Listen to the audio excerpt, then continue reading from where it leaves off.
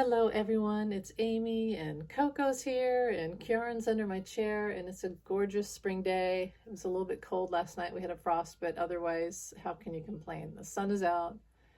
It's just beautiful. The leaves are starting to come out. The blossoms have happened and blew all over like snow and it's just beautiful outside. I have one tulip.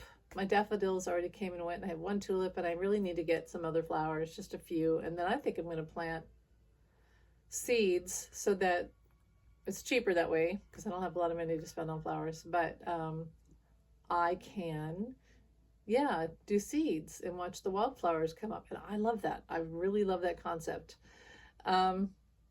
Anyway, yeah, the cardinals are out chasing each other, and it's mating season. So, oh, and the lilacs. I have lilacs, which is really nice. And here's a story. My mother loved lilacs. She loved them. And she probably bought from the Burpee catalog that you get in the wintertime, and she would look over that over and over all winter. She would ear tag, dog tag the pages and write things down. And she had a whole list of her garden that she was going to have in the springtime. And she would order seeds and things from the Burpee catalog. And so she probably got, I'm sure she got like a rose bush, and she got an apple tree and a cherry tree, and she got a lilac bush. And of course they show up just as like a stick and some dirt. And then it's your job to bring, like Frankenstein, you bring it back to life with love and care. And so we didn't have lilacs for a few years. It took a while for it to mature. But the lady across the street had a huge lilac bush. And I remember one April, and it was a rainy, Sunday. It's one of those days, no school. Felt like, yeah, it was the weekend for sure. Beautiful rainy April day.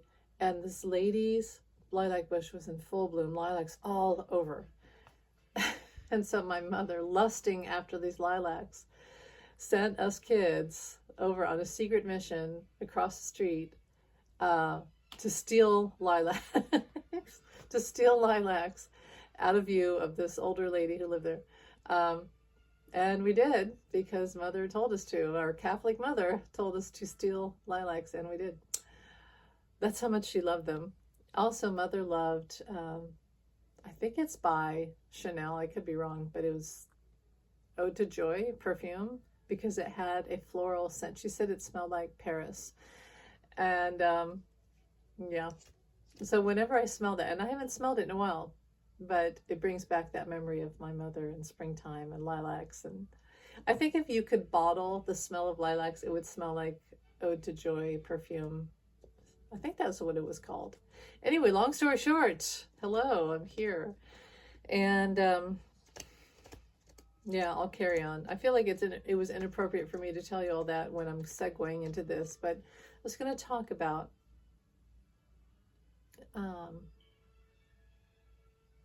Kilmar Garcia. He has a long name, but I'm going to shorten it to Kilmar Garcia, whom 45, among other unconstitutional kidnappings of people off the street, he was sent out of America unconstitutionally because he's an American citizen, and into El Salvador, and was who knows, in a prison.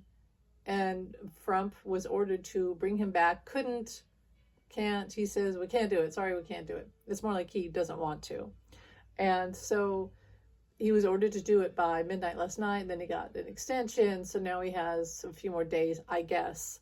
And my thought yesterday, actually a couple days ago, I thought, well, is he even alive? Is this guy even alive? But kind of like when the Titan submersible imploded, and I knew it was gone. I knew it was gone. I just felt, and I can even to this day feel that emptiness that I felt in the water. Just, it's gone. And I remember because I did that reading, because it imploded. They went out on Sunday, Father's Day, and then they had started to talk about it being missing. And that very early on Monday morning, I did a reading, and this is before anybody was really talking about it. And I got, it's gone. And that's probably the most accurate, and I posted, it was the most accurate reading I've ever done. And that the feeling I have is the opposite with Kilmar. I feel like he's around, he's alive. Um, so without pulling any cards, without showing you what because I did pull some and I'll show you. That's my impression, is he is alive. It's more like 45 just doesn't want to bring him back. He's like, no, I don't want to.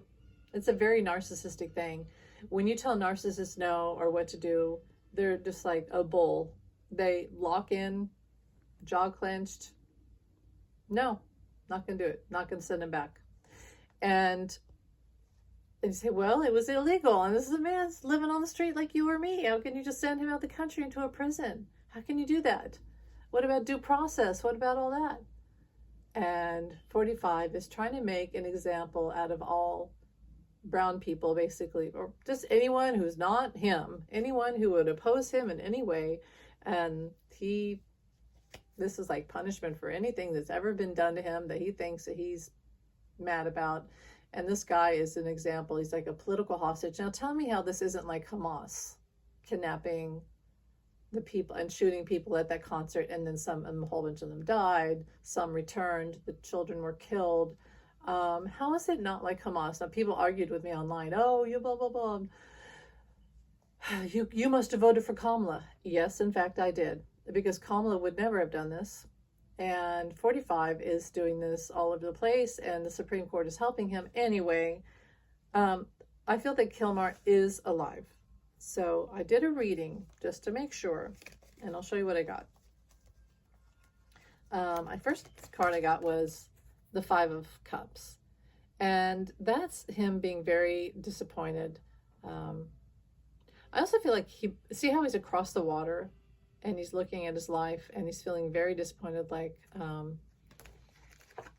if only I had done this, if only I hadn't gone out that day, if only I had had this, my papers with me, if only yada, yada, yada, if only I had a better lawyer, if only Kamala had won, if only, all those type of things. And he might also be so depressed he's not eating or drinking, but he's across the water. He is across the water looking toward, I guess, would be America. So then, and I did ask Spirit, show me if he's gone, if he's passed away, please show me like the death card or the Fool for a new life into a different realm, or 10 of Swords or whatnot, the Tower.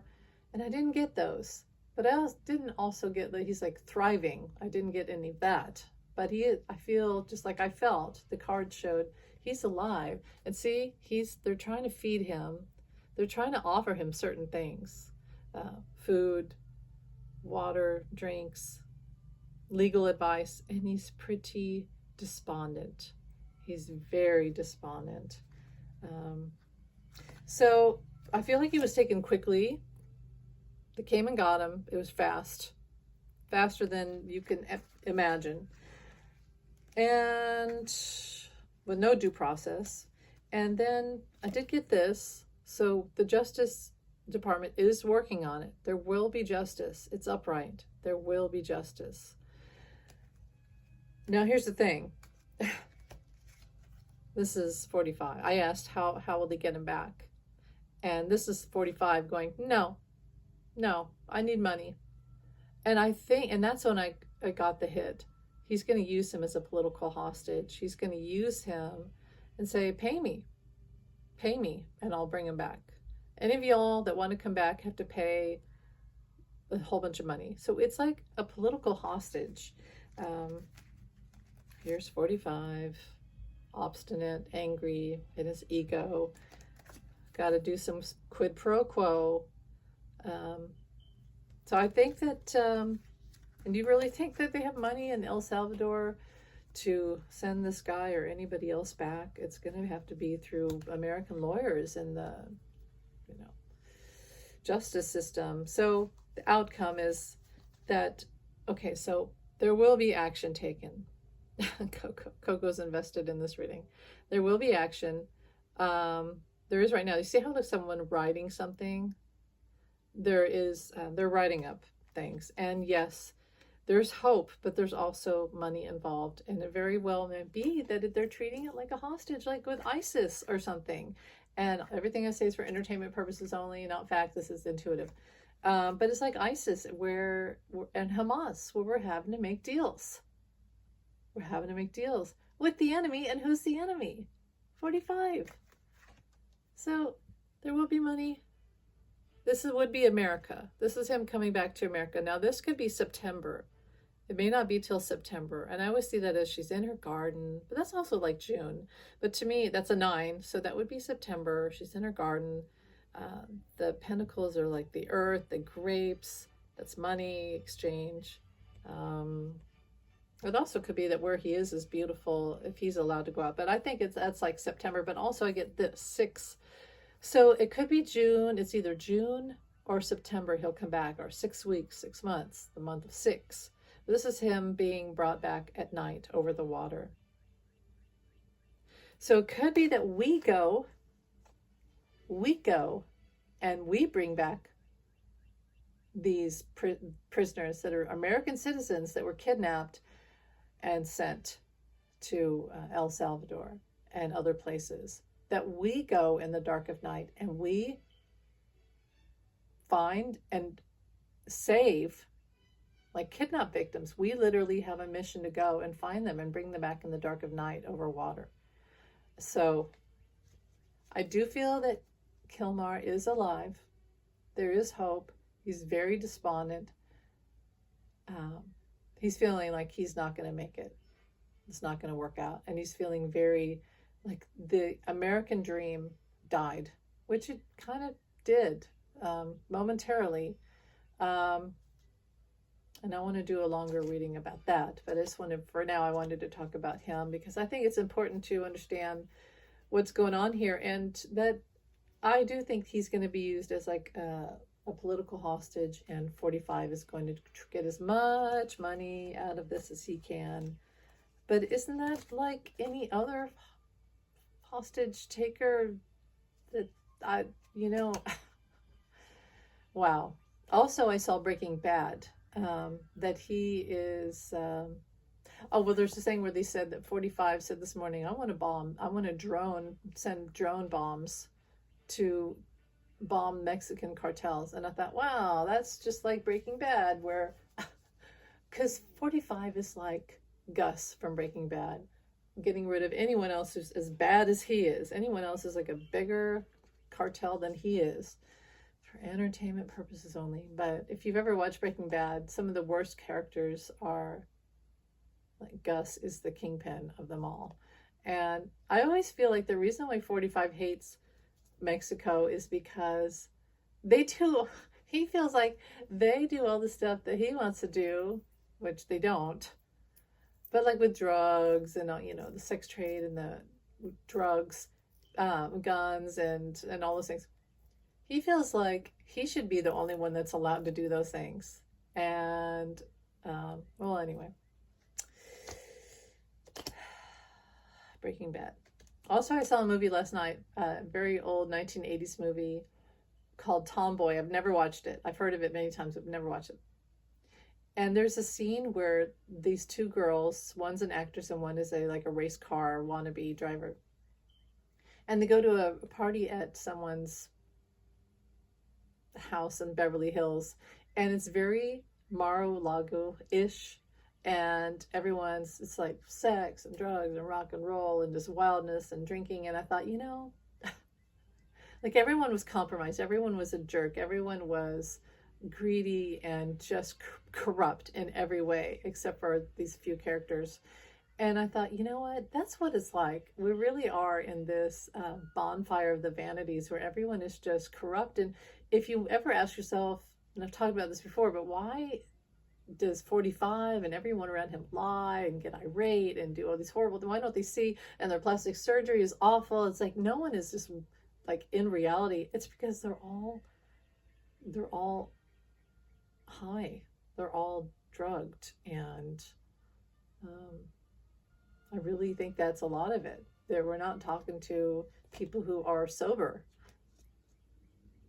And this is extremely money, greedy, sex obsessed.